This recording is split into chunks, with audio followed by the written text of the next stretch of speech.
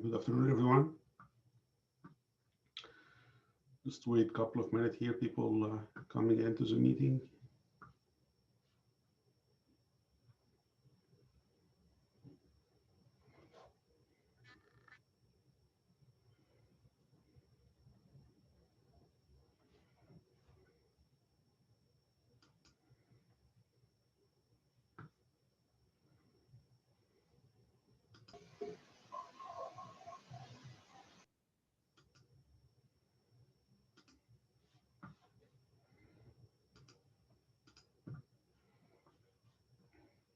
So how is everyone doing?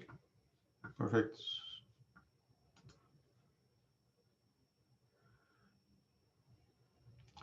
Okay, so last time we started talking about the fluid properties, and today we're going to continue doing this. And I want to remind everyone here is by the importance of looking into different properties, right? So as I mentioned, that we're going to be basically talking in this course about so many applications where we're required to do some analysis for fluids.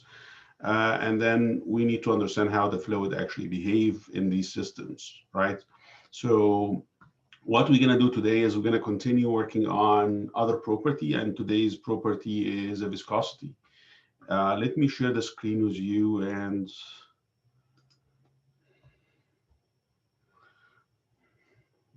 we'll take it from there.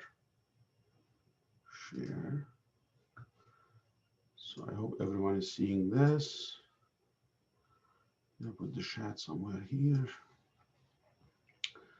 Okay, so viscosity of the fluid it's another property, and remember, like last time, we talked about density, bulk modulus of elasticity, specific volumes, and stuff like that. And all these property, we're gonna appreciate what those property are means in many other application on engineering fields as we go in the course. So viscosity is one of the very important property that we're gonna deal with as we go in the course and for so many applications. And when we are considering fluid flow, fluid movement in the system, viscosity is one of the very important property to characterize these motions. So the definition, the general definition of viscosity here is basically it's a property to determine the amount of resistance to shear stress, how the fluid is actually resisting to the shear stress. And if you remember last time, we talked about the shear stress and what does it mean, and also how the fluid is deforming under any certain value of these shear stresses, right? So in order to understand how these fluid behave and also to understand the viscosity definition, let's assume we have two plates here. The first plate here is the one that is basically fixed here, okay? And the one at the top here is pulled by a certain force F, okay? And I'm moving, this plate here in this direction. And if you remember, when we are talking about shear stress, we are talking about force that is parallel to the surface. So we are applying some shear stresses here. And by applying this shear stress, we are creating some movement of these plate with a velocity v. So in order to imagine what's happening here is, let's assume that this fluid in between these two plates here. So all these fluid here can be assumed as layers, okay? So the first layer will be attached to the first plate. And let's assume this layer of fluid is moving with the same velocity of this plate with velocity v. And the first layer here is attached to the fixed plate. And in this case, the velocity will be 0, okay? And of course, the first layer would like to pull the second layer, right, by a certain kind of action, right? And the second layer will try to pull the other layer and so on, right? But the amount of transfer of the forces between one layer to another layer will depend on the type of fluid, okay? So let's assume that we have, in this case, linear distribution of the velocity as we see on this side here, right? And when I talk about velocity distribution, let's assume that we have an axis here that is y. And in order to define the velocity at every point. So at this point here, the velocity is 0. As I go up, the velocity is a little bit more. I go up here, the velocity is more. I go up here, the velocity is more, and so on. So I can, what I can draw here is something called the velocity profile. And this velocity profile is, let's assume for simplicity, is linear. So we have the velocity, and this velocity is increasing from 0 to a maximum value, which is the velocity at the plate, okay? And at any point, I can call the velocity u, which is equal function of y. So the more distance here in the y direction, I will have a different velocity u, okay? Now we need to understand what is the definition of the viscosity by looking at something called the shear stress between one layer and the other layer, and what will happen by applying this shear stress is something called strain, right? So in the solid mechanics, you look at the stress and the strain, and you have some property of this material. So the amount of shear applied to any solid material will deflect the material by a certain strain, and there is some relation between these strain and stresses. Same thing happening here in the fluids. So I mentioned that the velocity profile could be any value, could be any shape, it could be linear, or it could be, curve like this, right? So in general, it could be any relation here. And the relation here, you have to keep in mind that this velocity is at different position y. It will be some value here, right? So in order to plot this velocity profile, I can do this, right? For all the layers here. So let's assume that at certain y, this is a velocity u, and at another distance here, dy, the velocity will be a little bit different from this u by du, okay? So if I take this element here, so this element of the fluid, and I see like the forces applied on this element is kind of deforming in this direction here, okay?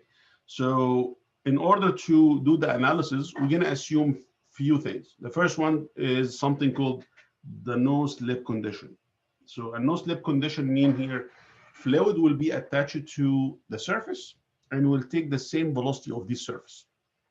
So if we are looking at the first layer here of this fixed wall, okay, the velocity here is 0.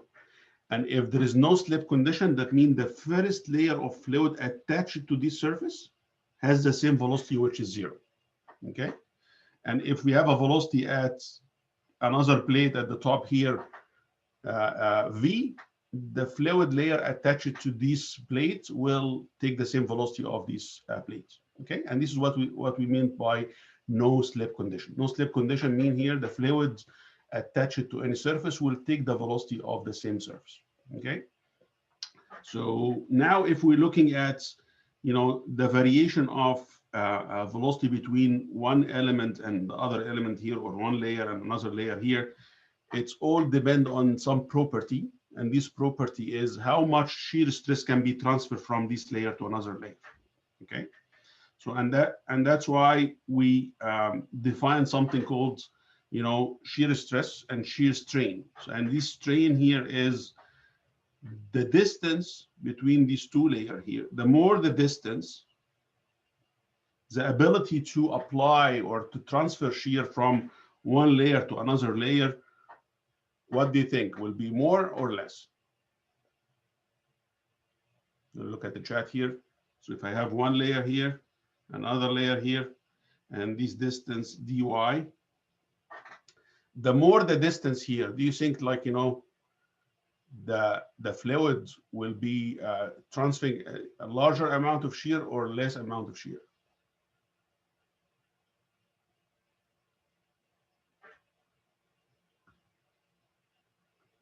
Oops, sorry, I didn't open the whole chat window. Larger, more, larger, increasing. Okay, yeah, some people are saying smaller and some people are saying larger. Okay, what I meant here is what is the ability of this layer to transfer, the shear stress between these layers? Is the ability is increasing as the distance is increasing, or the distance is decreasing? Inversely proportional, right? Okay, so basically the shear stress here is proportional by the change of y in the inverse relation, right? So the amount of shear transfer between one layer and the other layer will decrease by increasing the distance between these two layers. That's right. Okay. And what do you think, like, the amount of shear transfer between this layer and these layers, if the velocity increases is big, if I can change more the velocity of this layer to another layer here, if I increase the change of this velocity, what will be the relation between the shear and the change in the velocity between these two layers? Is it proportional, inversely proportional, or what do you think? Exactly. So shear stress will be basically change proportionally with the change of of the velocity, right? Which means that the shear stress between layers will increase with the increase of the velocity change, and will inversely proportional with the increase of the distance between these two layers, right? So in general, I can say that basically this shear stress is proportional to the du by dy. So du by dy is the rate of change of the velocity with respect to the distance here, or the distance between the two layers. Okay, so in all fluids, we will have something related to this du by dy from the rate of strain, or how this element will deform. Okay, so if I can look at this element here, so this element initially, this element will initially like this, and after some time, this element will take a shape like this, right? So this distance here is a deflection or deformation of this element. So this element is deforming in this direction because of the shear is affecting in this direction, right? So if this is dy, and this is dv, so the deformation here, we call it like, it's the rate of strain. That's what is different between solid mechanics and fluid mechanics, because we know that in fluid mechanics, there's going to be a deformation all the time. So this deformation, we call it the rate of strain, right? Because there is no resistance. If you remember, we were talking about when we defined the fluid in the beginning, there is no, like, the fluid will not move back, right? So which means that when we are describing the deformation, we describe it in terms of motion with respect to the distance. So shear stress will be proportional with something called the rate of strain.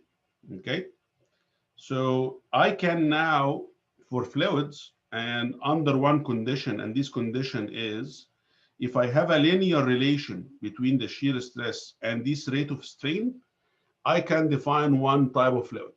Okay. Looking into some of the questions here. Yes, that's right. Okay. So the shear stress is basically here is proportional with du by dy. So different type of fluid will behave differently. So this proportional relation will be different. One of the very common relation between shear stress and the rate of strain, if this relation is linear, we call it Newtonian fluids, right? So Newtonian fluid like water, for example, like oil, and so many other type of fluids, we call it Newtonian fluid. And the Newtonian fluid here is described as, the definition of the Newtonian fluid here is basically when the shear stress is linearly proportional with the rate of strain in the fluid. So we know that if we have a linear relation, I can remove this proportional sign and I can replace it by constant, right? Right? And this constant, now we're going to call it mu. And this mu is basically the viscosity. So the viscosity definition is coming from drawing a relation between the rate of strain and the shear stresses. And this unique relation has a unique constant for Newtonian fluid, which is equal to what we call it mu. Okay, so mu here is the viscosity. So sometimes we call it the viscosity, sometimes we call it the dynamic viscosity, and dynamic here is coming from how much, like, you know, motion and strain between layers is transferred between one layer and another layer. Another name for this viscosity is the absolute viscosity. So all these names are for the same mu that we are talking about here. And if you want to get the units for this mu, it is basically the shear stress, and you divide it by the rate of strain, and you will end up with basically kilogram per meter per second, or Pascal seconds. And I will let you do this exercise of how to find out the units of the viscosity if you go through the simple analysis of putting the dimension and units for this. So Pascal second is, it's basically kilogram per meter per second. And we call it, you know, Pascal second at 20 degrees C water is about 0.001 Pascal second. Sometime I will give information about property of some materials. And when I mention those materials, this is what engineering expect to remember by heart, like, you know, what those values are. Like, for example, density for water is 1,000. Viscosity for water is 1/1000 Pascal second. Okay, but again, this is going to be at a certain temperature of 20 degrees C. Okay, and in the British units, this 0.001 Pascal second is what we call it 1 centipoise, and 1 centipoise is the unit in the British system. And this 1 poise or centipoise is 1 poise is equal to 100 centipoise in this case. So I mentioned that viscosity is a very important property, determine, like, you know, the rate of strain when we apply shear stresses. And of course, when we are talking about fluids, we are talking about fluid flow, right? So how the fluid is flowing in the system, how the fluid is you know, particles actually moving inside these flow fields. This is all very important to understand the viscosity in this case in order to determine, you know, the interaction between the fluid molecules. Last time I mentioned also that we are not in this course looking into the molecular dynamics. We are not looking into every single element in the fluid. And when I talk about element here, it's a bigger element that consists of multiple molecules of these fluids. So two forms of interaction between these molecules, the cohesion force between the molecules and the molecular transfer between the layers. Okay, so in liquids, and as I mentioned in this example here, we imagine the liquid is actually expressed in layers. First layer at the bottom, another layer, and so on, right? So the amount of momentum transfer between one layer to another layer, this is, you know, this is where the viscosity is coming from, right? So the more transfer between one layer and another layer, this is, like, you know, we call it, like, you know, the linear viscosity or the dynamic viscosity between the fluid layers. Of course, these forces will be affected by temperature, right? So let's assume we have liquids and we start increasing the temperature. What do you think about viscosity for liquid then? Do you think it will increase or decrease? Exactly, right? And we can see a lot of application for this, right? So we are talking about, like, Newtonian fluids, and we in few minutes here we're gonna, you know, look at other, you know, type of fluids. We call it non-Newtonian fluid or other type of fluids. But, you know, all the liquids, basically, when you start increasing the temperature, the viscosity will decrease. Looking at the honey, for example, as a non-Newtonian fluid, if you increase the temperature of the honey, the viscosity will decrease, and so on. Okay. Remember that when I mentioned fluids, we said that we are dealing in fluid mechanics with liquid and gases, right? So liquid and gases are many times behave differently, right? So liquid, the cohesion forces is basically between the molecules is predominant. And when you increase the temperature, these forces are actually decreasing, which is resulting to a decrease of the viscosity.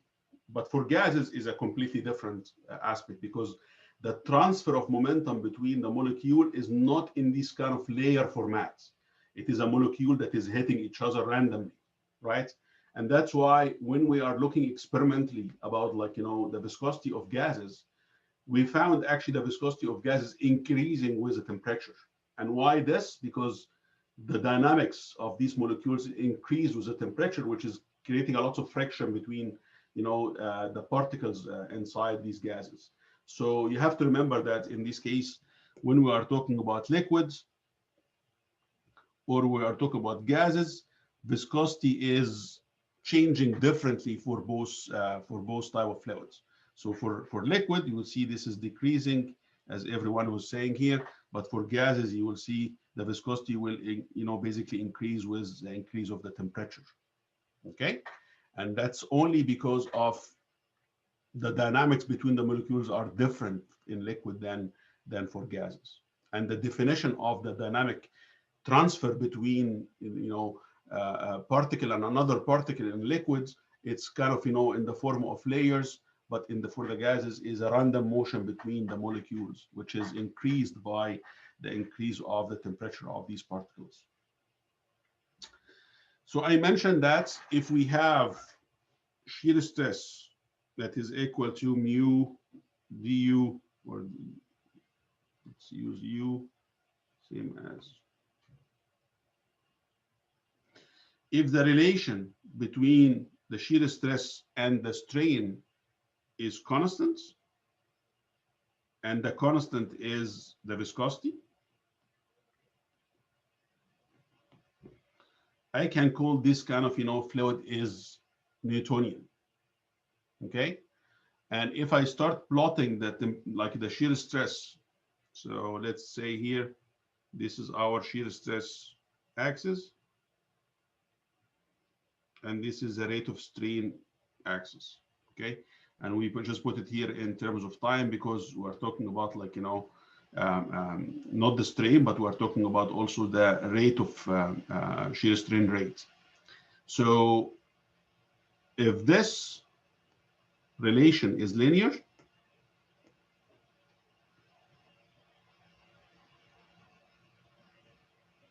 and linear here has to pass through zero, right? Because when you put this equation here, linear equation for Newtonian fluids at du by dy is equal 0, the shear stress will be equal 0 as well. So this linear relation here will be passing through 0, and it is basically linear like this. So the slope of this line is constant, which is basically equal to mu. Okay. Any other relations between shear stress and the rate of strain, or du by dy, or d theta here by dt, and again theta is a function of du by dy. So again, like if somebody see it in the textbook, you will see d theta by dt, or this also equal to du by dy. Okay. So now if this relation is linear and it's passing through 0, we call it Newtonian fluid. Any other relation will be completely, like, representing different type of fluids. Newtonian fluid here, we were talking about water, for example, or oils, right? Many engineering applications will include Newtonian fluids, right? If this relation is different, if this relation is a curve, it's a non-linear relation, we can relate this to dilatant fluids, right? Or we can, relate it to some other fluid in the plastic fluid. So plastic, as I mentioned in the beginning of the course, if you are actually creating some polymers, for example, fluids like the paint, for example, or some other polymers, or like, even in the production of plastic material, the liquid plastic material will follow a different relation between shear stress and shear strain, right? If it's linear but it is not passing by 0, still representing different type of fluids, right? So in our course, we're going to be focusing more on the Newtonian fluid because this is the simplest type of fluid that we are using in many applications. We're going to focus on this for this chapter, but you have to keep in mind that if this relation is not constant, if this relation is not passing by the zero, that this is kind of representing different type of fluids. And we can see this like anyone like think of non-Newtonian fluids in any applications? Two-spaced, yes.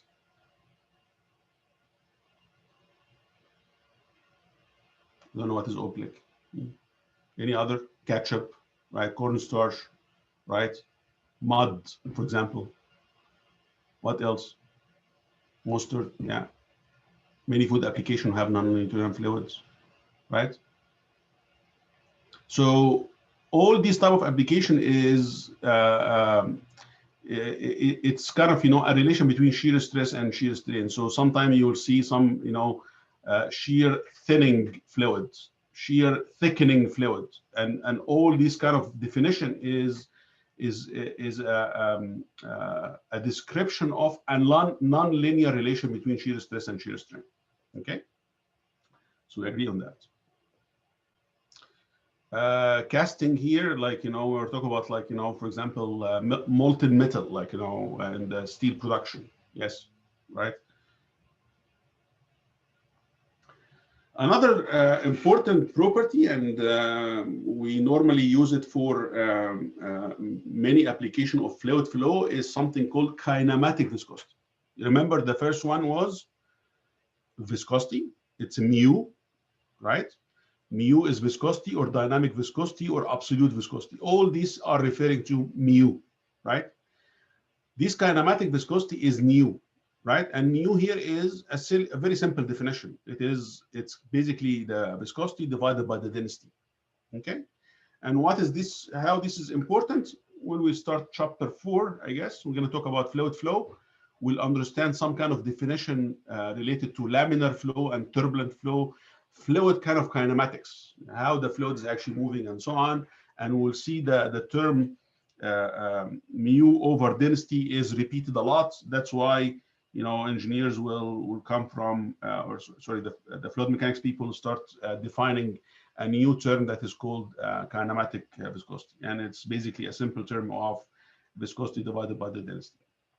Okay, and the units here, if you spend some time looking at the unit here, this is kilogram per meter per second. Sorry, the viscosity here is kilogram per meter per second, and the density is kilogram per meter cube. You will end up with meter square per second. I mentioned that viscosity is in many applications. We need to understand how we can really design those systems. So looking at lubrications, for example.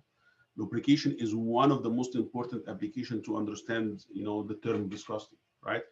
Either by linear motion, as you see here in these machines here, like a traverse, like mechanism that is like some sliding object over a channel here. So in order to have a smooth kind of motion, we put some kind of lubricants between those moving elements, right? Like in many machining application in manufacturing, for example, right? Rotational motion. So in many applications, we need to select a certain type of fluid that is basically reducing the friction between moving elements. So one of the very obvious example here in car engines, right? Many moving parts. Some parts are related to rotational motion here, some part related to oscillating motion of the piston inside, right? So once you start having one part of a solid material that is moving relative to another part, in order to reduce friction, in order to reduce wear, so we try to avoid those metal wear between two moving parts, you start putting some oil in order to do this lubrication. So again, same thing here when we are talking about journal bearing here, or joint when you have any rotating equipment. And you can imagine how many rotating equipment we are dealing with in engineering fields that will require basically lubrication. Same thing here for gears, right? Many system will basically require some kind of understanding of viscosity, right? And I mentioned, like, for example, in the car we have different fluids in the car, for example, for lubrication, and you will see that when you actually go for oil change, you'll ask you, for example, about the type of engine and the design of engine, and you will select a specific type of fluid that has a very specific type of viscosity that is required in order to put in the car. So basically, every engine is designed based on certain motion, and we're going to explain this in at the end of this lecture today when we put some application on this. But the type of fluid that we are using in these moving elements is basically referring to what is the viscosity of this fluid that we are using for these lubrications. Again, like many applications for any rotating element here, like wind turbine, so the gears here and so on, and maybe also the joint bearing here. Every time we have a rotational element, it has to stand on what we call it bearing here.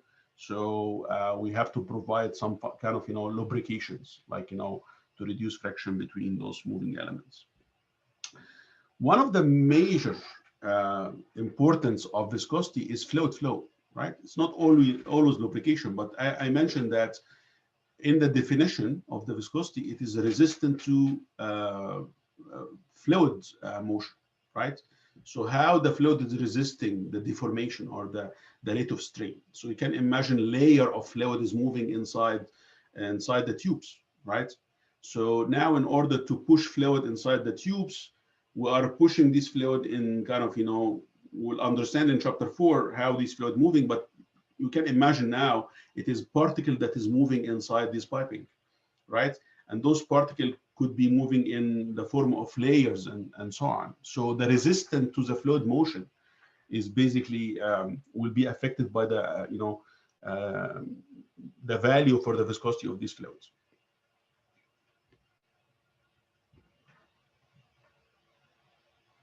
Yeah, the graphite here, it's as a lubricant. That's not actually a lubricant, right? So yeah, this is electrical application. So we can talk about this later, but this is not related to what we are talking about here. So of course, we can use different kind of material in order to do this lubrication. And for example, like in the dentist tools, we are not expecting to put some oil inside this rotating element for creating or cleaning, right? So we are putting air, for example. So you will see that the air is actually can be used as a lubricant for some applications. Now let's start talking about some problem solving technique. And I mentioned in the first chapter, we are kind of introducing the fluid in general, right? So we understand what is density, bulk modulus of elasticity. Today you are talking about viscosity, right? And there are very complex application about this.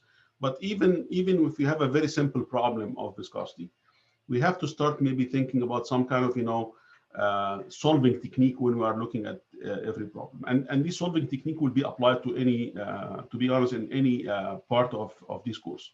Of course, we have to read the problem carefully. So we have to look at every single description inside this problem and what kind of given element in this problem, and collect the data on the property related to the fluid inside these problems. So sometimes those property are given in the statement of the problem, and sometimes we have to really find out what is those viscosity or property are. So and you can see here, like maybe I will attach also in the course content the appendices from this textbook. You will see all the tables at the end of this book, basically including a lots of fluid properties as well. So sometime also, in order to solve this problem, we have to create our own sketch. This sketch could be a force diagram, for example, or like more explanation or simplification of the problem as well. If you are looking at like a very complex design problem, we can simplify it into a simple sketch, and we are putting the the main parameters and the main elements in this sketch. And then we have to think about the assumptions, right? And some of the assumption could be given implicitly in the statement of the problem. And some of the assumption we have to really state it, because, you know, without those assumption, I cannot really say, you know, or like, you know, use this equation, or, you know, say like a very specific, you know, numbers in the problem. So we have to really think about what kind of assumption we have to make in this case, and then find out like some solution, algebraic solution or numerical value for this. In this course, I don't think we'll even get into the numerical scheme of doing things, and this could be in the, you know, in more advanced fluid mechanics course, when we cannot really solve the problem using simple analytical solutions. Sometimes we have to use computer for doing this. But in general, this is a solving technique that when we are looking into any fluid mechanics problem. And then we have to report the solution with an appropriate unit, and, you know, a proper number of significant figures, as well as I mentioned also last time. Okay, so let's apply this kind of, you know, technique on one of the problem here. Any question before I move on to looking at this problem? Any general questions? Everything is clear?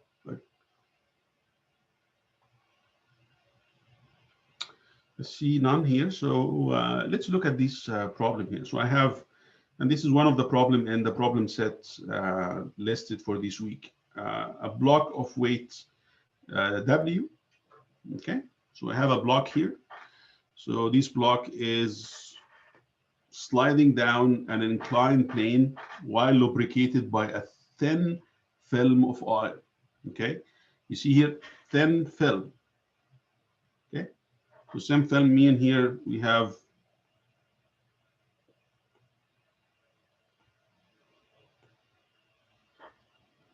oops.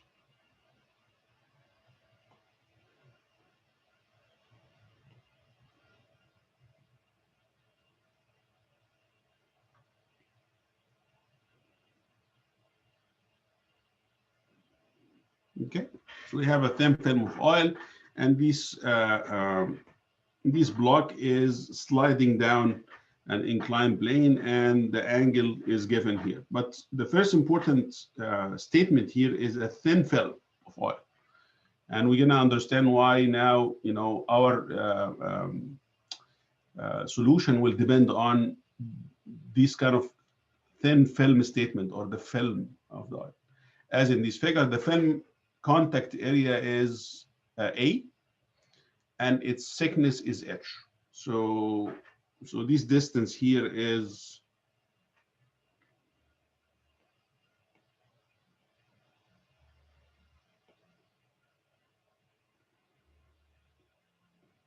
H.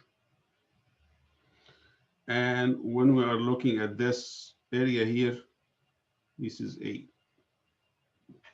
Okay. Assuming a linear velocity distribution in this film. Actually, you know, because I don't have to really mention this in the statement of the problem. If I only said thin film, I can actually make this assumption that there is some linear velocity distribution in the film.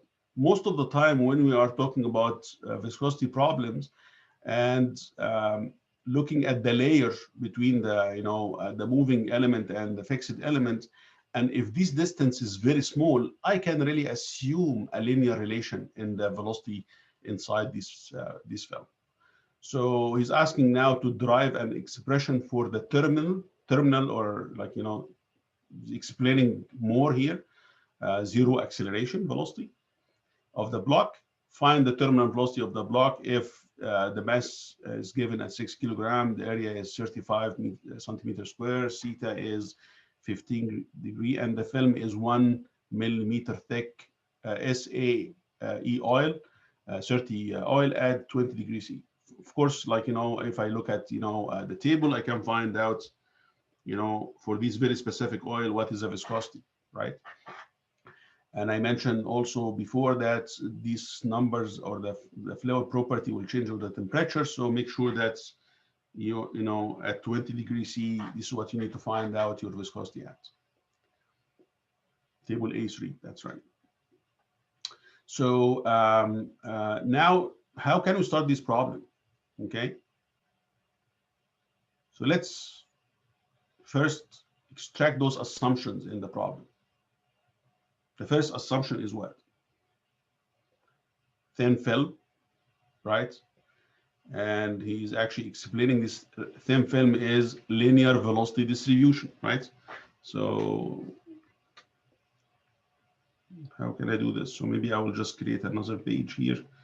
Let's start with this first.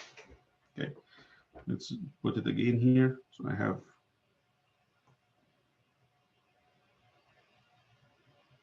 this is an inclined surface,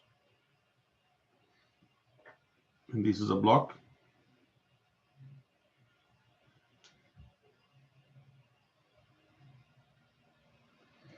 Okay, and the block is, the weight is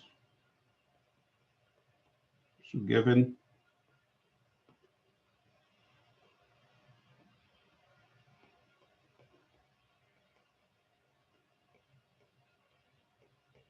right, is W. But remember, at the end of the problem, he is giving you the mass. So I can just say this W is mg, right? So this is mg. And the weight is always acting vertical, downwards, right? So mg. And what is given here also theta, and is telling you that basically what you have is a thin layer here, right? And this layer here, a thickness h. Okay. Okay. So theta is given. What else? SAE oil, 30 oil at 20 degrees C, right? So this is all what's given, right? Okay. Now, in order to do this analysis, right, first of all, he's asking you to assume linear distribution of the velocity in this, right? So if I can magnify this, this area here, let's say that this is basically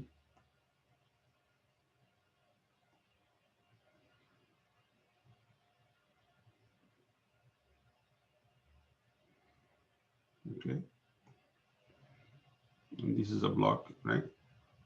So what's happening here? This block is moving with a velocity v, right? The most important assumption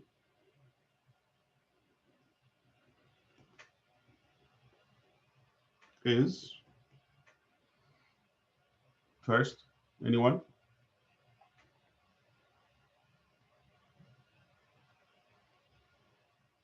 Newtonian fluids, yes.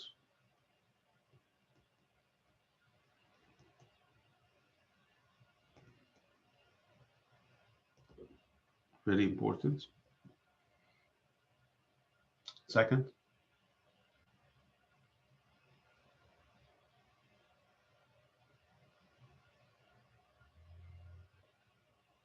exactly. The oil is not the oil is not the one who is moving, right? So the block is moving with a constant speed, right? So this block is moving with a constant speed.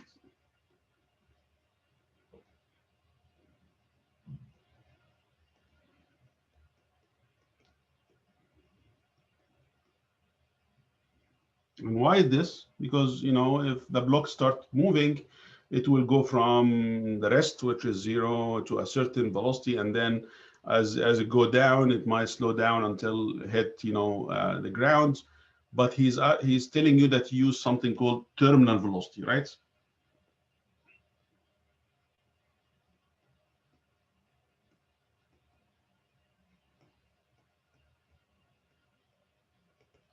And terminal velocity is given in the problem statement as acceleration is equal to 0.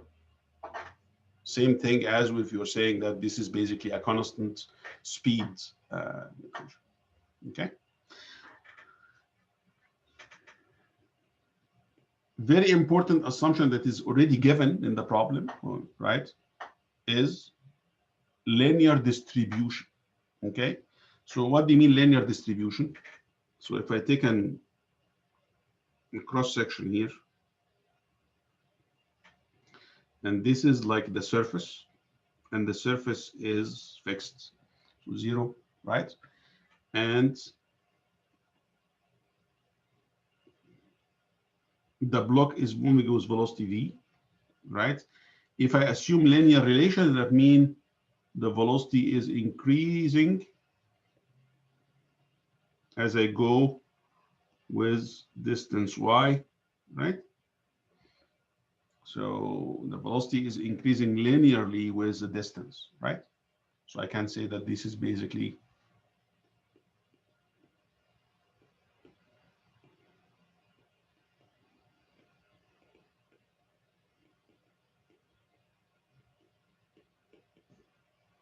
and this is very important when we start doing the analysis. Okay. Anything else?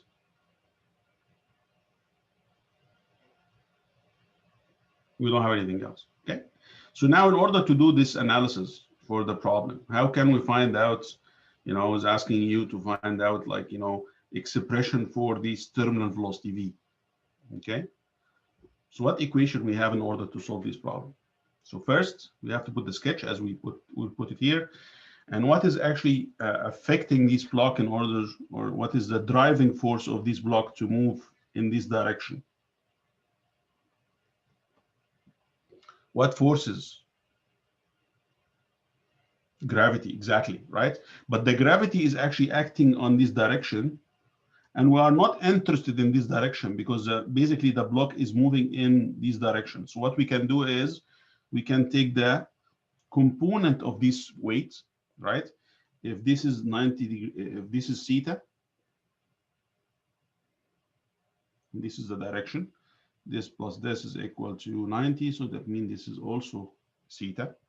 So I can say that this is basically the component of this weight is mg cosine theta, and this is mg sine theta, right? And of course, this mg cosine theta is not in the direction of motion. So we are only concerned with basically this component of the force, okay?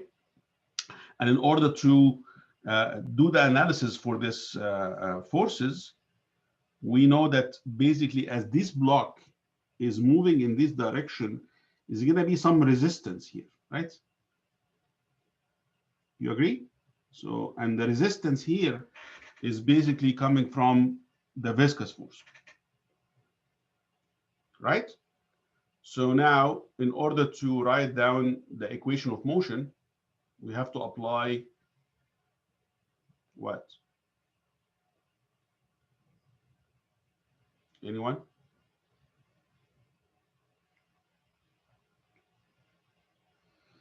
I have acceleration here is equal to 0. I have some forces here, the component of the weight, the viscous force applying on the other direction. Yeah, equilibrium, net forces.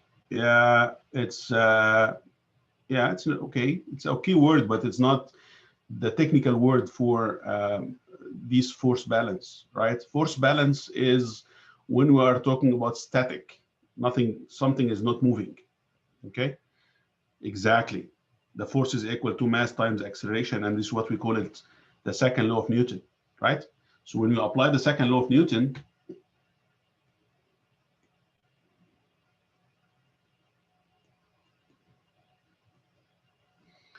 the summation of forces is equal to mass times acceleration, right? So in this case, right? So basically the acceleration is 0 here, not because the fluid, the all elements are static. The acceleration is 0 here because the block is moving with a constant velocity, right? So which means that the summation of force will be 0 for constant speed applications, right? So now the summation of force is 0. I can just say that we have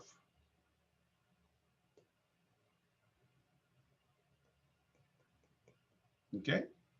If I go back here, I can take this as our positive direction. So this one here will be positive. So mg sine theta minus the viscous force equal to 0. Okay. mg is the mass and the gravitational acceleration, and the theta is given. Now the viscous force. What will be the viscous force in this case? The viscous force or the resisting force is coming because of the shear stress, right? Coming from the fluid, right? We know that. So this is, let's say, this is equation 1. So now shear stress of the fluids is equal to mu du or dv by dy. Okay. And this is, of course, for Newtonian fluids. Okay.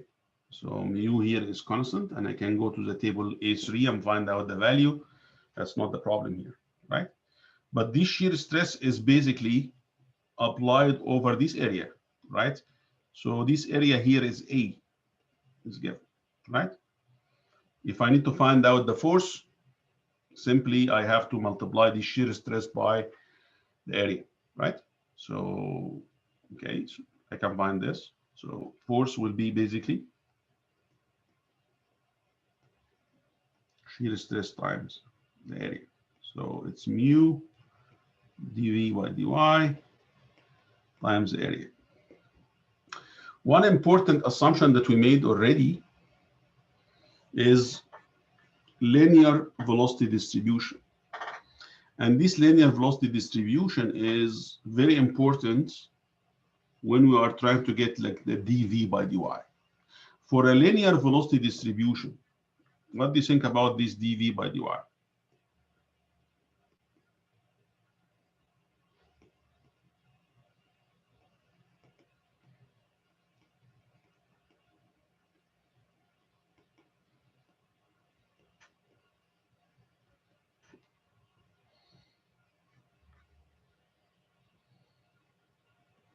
Yes, that's not constant. dv by dy is not constant.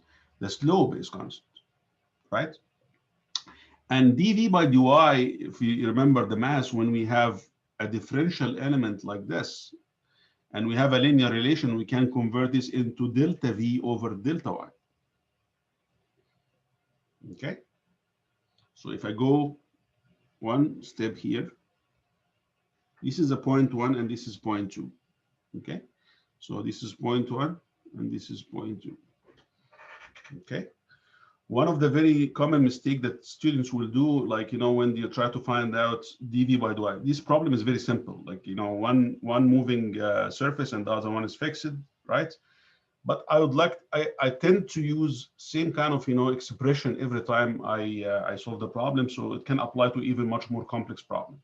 When you have a linear distribution, you can convert this dv by dy, the partial derivative, into, like, a simple derivative like this, delta v over delta y. All the time, use the same order to find out these values. So this can be v2 minus v1 over y2 minus y1. Okay, so in this case, y1 is equal 0, v1 is equal 0, right? And y2 here is equal to h, and v2 here is equal v that I'm looking for. Okay, so in this case, this is v minus 0 over h minus 0. Okay, so now I can actually go back to, let's say this is our second equation. just go and put all these numbers here, sorry, all these parameters here. And then from this equation here, I can go back and I put it in this first equation, okay?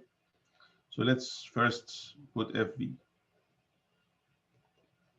So FV is mu V over H times the area, okay?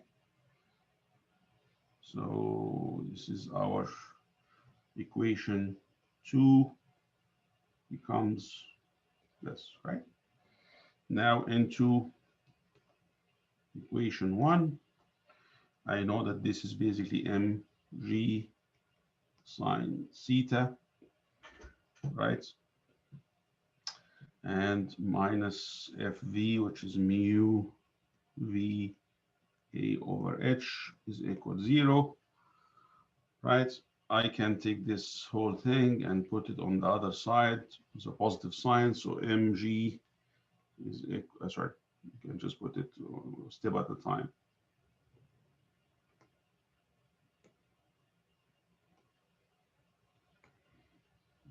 Sine theta is equal to mu VA over H, right? I can get the expression for V now, right? So I can just take this V here, and then multiply this. So mg sine theta times H over mu times A. Okay? So it's a very straightforward, right? And in this problem, theta is given as 15 degree. The mass is given as 6 kilogram. Of course, G is gravitational acceleration. If I'm using SI unit, I can just use 9.81. The viscosity of the oil is 35 10 to the minus 4 from the table A3, right? Sorry, 0.29 from table A3.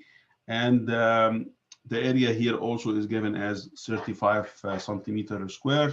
So you have to convert it into meter square. So you have to multiply by 10 to the minus 4. Okay. So in this case, V is equal to M here is 6 kilogram times 9.81 times H, which is, sorry, sine. Oops. I'm sorry being slow, but I'm trying to be very careful when I, explain how this is done. You can, of course, some of you will do this much more quicker. Times 0.001. This is a 1 millimeter H. The viscosity here from this table is 2.28 times the area is 35 centimeters square. So I multiply by minus 4. The velocity here is about 15 meters per second. Okay. This is very straightforward, but you have to use the same kind of logic as you go and solve the problem. And this problem could be much more complex than this, but it's basically, you're going to use the same kind of analogy when you are creating this. Okay. Not all the problem will be a kind of a linear. Do we always use the G 9.81? No, we have to make sure that we are using the right unit for the right problem. So in this problem, it's all SI units. It's meter is like, right? So kilogram and stuff like that. So in the SI units, 9.81 is the acceleration, the gravitational acceleration. Okay. Could be imperial. Yeah, I don't know, you're talking to me or other people, but yeah, you have to make sure that the units is taken care of when you are solving the problem. Not all the problem will be as simple, like, an element of an object moving linearly and something like this, right? And I mentioned to you in the application when we are talking about here, we can talk about the application of Journer bearing. And the Journer bearing is a rotational type of motion, okay? So yeah, this is I think this is a table that you can see here. This is, let's see, oil.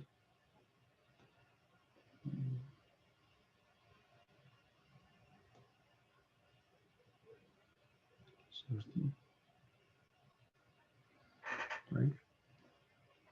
So I mentioned to you, like, maybe other problem will be a little bit more complex, but once you understand fundamentally how you do the analysis, you can apply it to any other application.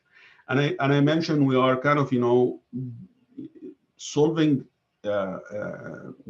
simple fluid mechanics problem. Later on, when you actually have much better understanding of fluid mechanics, and you can actually include other parameters that is we are kind of ignoring in this case. So far, like, based on the assumption that we are using, we can basically reduce the analytical equation into a very simple equation that we can find number at the end in this case. So let's look at something that I was talking about, journal bearing, right? Oops.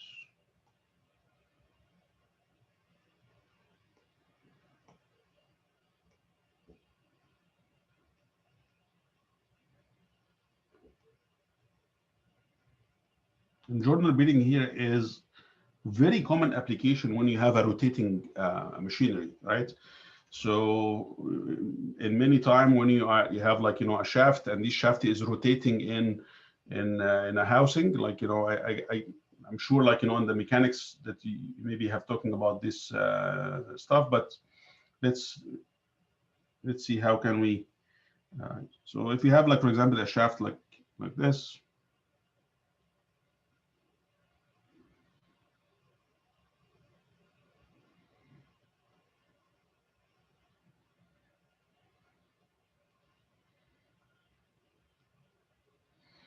And this shaft is rotating in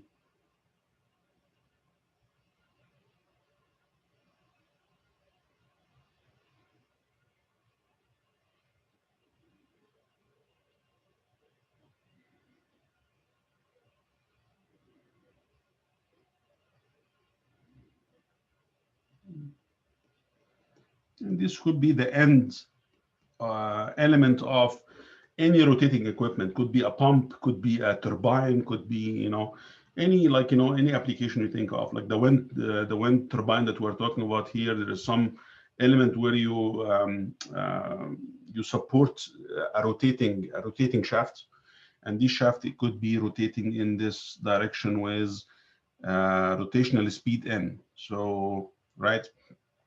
And in order to, basically reduce, first to support the shaft, and also reduce the wear between, these moving elements here. So, oops.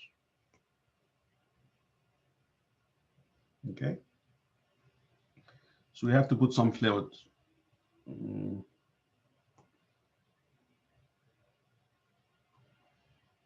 around this. Okay. And if I look at from this direction, if let's say I'm looking in this direction here, right? I can, oops.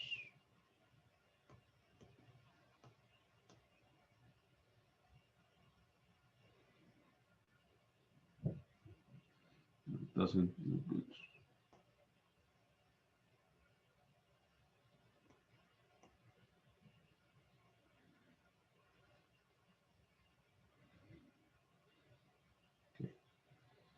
And then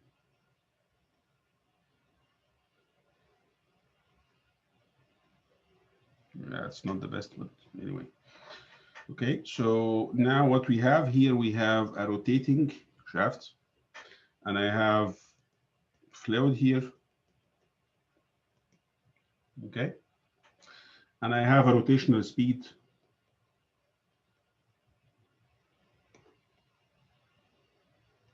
n. Okay, and let's assume that we have we have this problem. We need to see, like, how much of the power consumed in reducing the friction, right? So this shaft is rotating in this direction, right? So let's say, for example, I need to find out what will be the power dissipated because of the viscous friction between the fluid and the housing here. Okay, so let's, for example, see here we have the power to overcome the viscous forces. Okay, you have to read carefully to what is given here, rotational speeds, and of course you guys know, if you are talking about rotational speed, it's different from looking at angular speed. Anyone know what's the relation between angular speed and the rotational speed?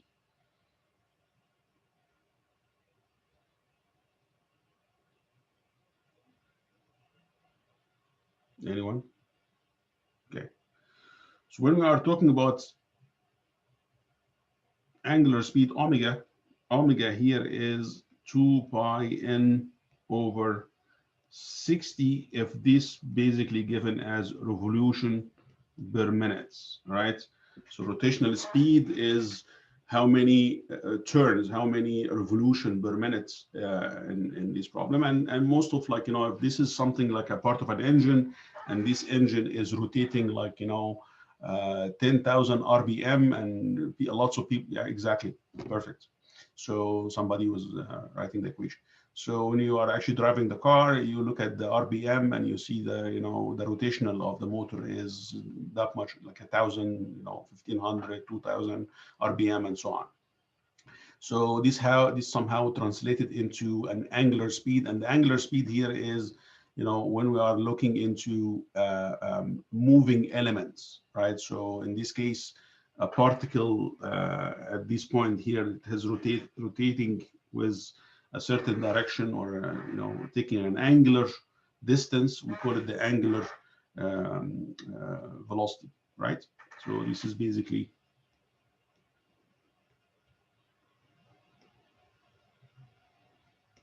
okay. What is the idea here? I need to find out this power here, right? Now it looks like strange, like it doesn't look the same way as we explained it in the previous slides, right? So this is kind of a fluid, and this fluid here is here, right?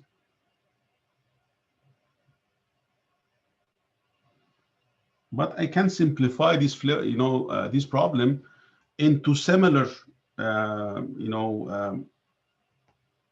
example as we explained before, right?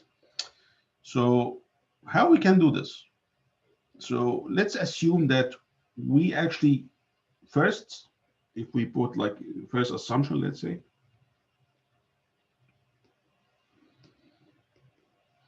no slip condition, right? Newtonian fluid, and write it down this way.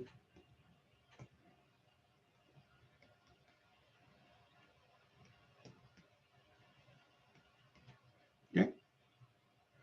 When I say non-slip condition, what does it mean here? This first layer that is attached to the rotating shaft will have the same speed or the angular speed of the shaft, right?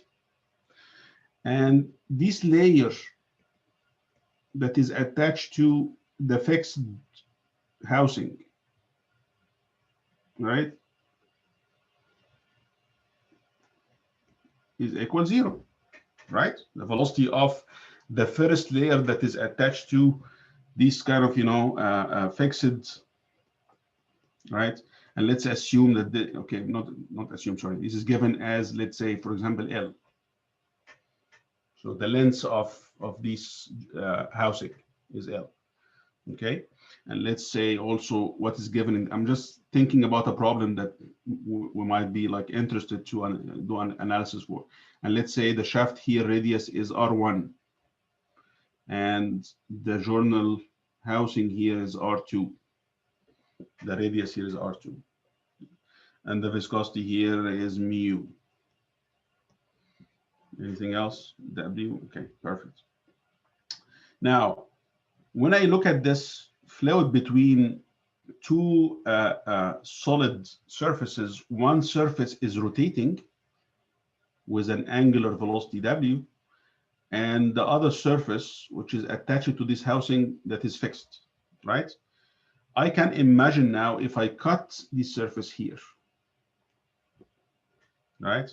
So I cut it all the way normal to the paper here, right? And now I have this surface open like this, okay? And this surface, the fixed surface, is also open like this. I'm sorry about, like, you know, so many, let's say use maybe different colors. So I can take this surface, I cut it from here, and now I'm just folding it in this direction, right? So it will be like this. Same surface here, you know, fold it in this direction, so it is basically like this. So this can be converted into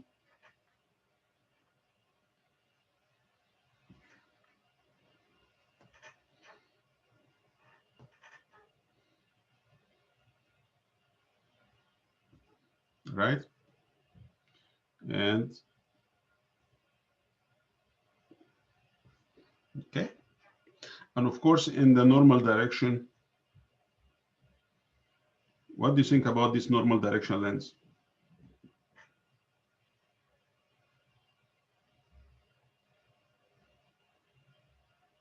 Okay, I would basically encourage everyone to stay on the topic and reduce the number of chats on other things, because I want to follow up like exactly what you're doing. Exactly, L, right? Okay, and now what is the lens here?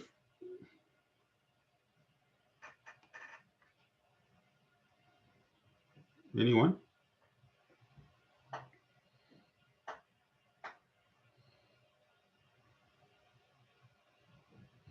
When I open this, right? Imagine it is a folding paper that is making a cylinder, and now you are opening it. Exactly, right? So this distance here is 2 by R, right? And of course, like, you know, the one at the housing will be a little bit bigger because R2 is bigger, right? And this one here is 2 by R1, right? And what's happening to this element here?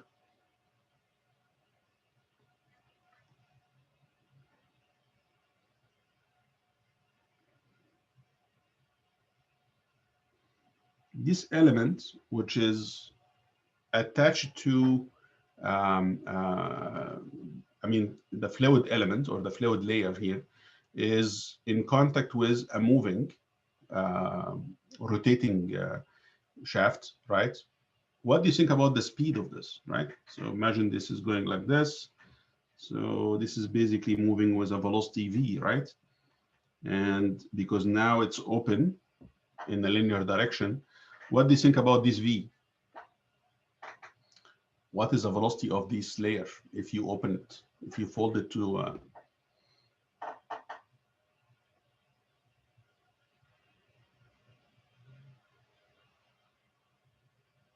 same as omega?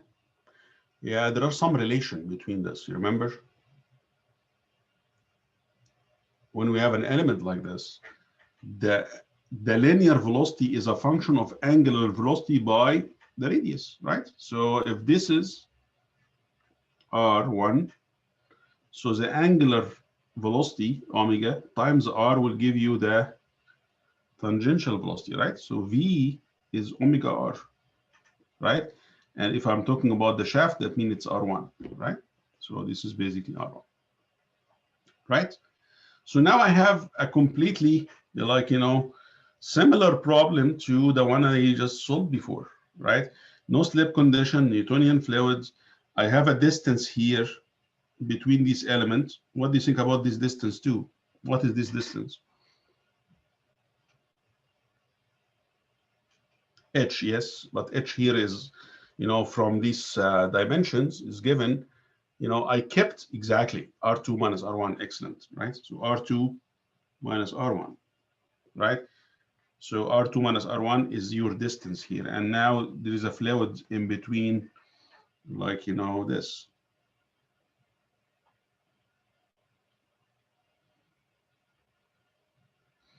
And now this is basically V equals 0, and this is V equal omega R, and the distance, the area here can be determined by this distance times the depths, right? So I can find out basically, solve the problem the same way, right? So let's now put this, right? So I have this, this is fixed. This is omega R1, and this is R2 minus R1. The fluid is here, right? Now, if I need to find out the shear stress is mu dV by dy, right? And if I need to find out the dV by dy, I know that this is omega R1. I can assume linear velocity distribution. So like this, the velocity here, this is y, this is v equals 0, y equals 0, right? So I can say that tau is mu delta v over delta y, and this is basically mu delta v here is omega r1 minus 0 over, like, r2 minus r1 minus 0, right? So I can find out the shear stress, right? So how can I find out the forces?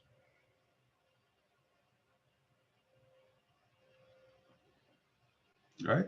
The force applied here. What is the force applied here?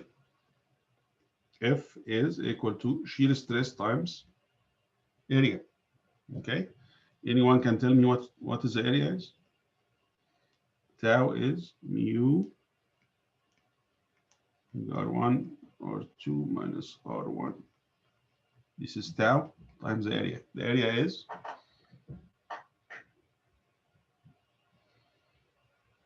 what is the area of this surface? Exactly, right? So remember, the area of the forces applied on the moving surface, and the moving surface is what? The moving surface, this moving surface here is the shaft, right? And the shaft has a radius of R1. So it is 2 by R1. And the distance in the depth of the paper here is L. So the area here is 2 by R1 times L. Okay? Perfect. Lots of people actually got it right. So this is basically the force. Now, any rotating element, in order to find out the power, right? When we're trying to find out some rotating element like a shaft like this, there is an equivalent to this force, but this force is an angular force, right? And we call it what? If you remember, there's something called torque, right?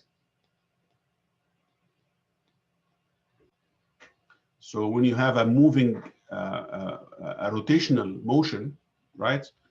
And instead of the force applied tangentially, right? So this force here, if this goes back to the original shape, which is a cylinder. So what is creating this motion here is basically, instead of a force, it is a torque, right? And the torque is equal what? The force times the radius. Which radius is this? Exactly, R1, because the force is applied over the shaft, which is the radius of this shaft is R1. So this is our torque. Of course, F here is, you can get it from this equation here, right? I'm trying to explain to you, like, this is like, a little bit, one step of the problem, a little bit more complex than the one that we solved before. But in all cases, you can actually really convert whatever problem that you are dealing with into the same kind of understanding, or fundamental understanding of how you apply, shear forces and viscous forces, and find out the your viscous resistance in this case. Now, this is a torque, right? So I can say that, for example, here torque here is T, which is mu omega R1 over R2 minus R1 times 2 by R1 L, and this is all multiplied by R1.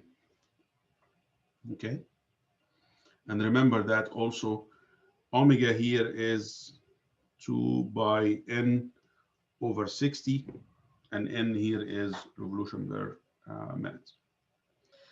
What will be the power then? Anyone? I think we're gonna, end up, in the lecture in this. So power here.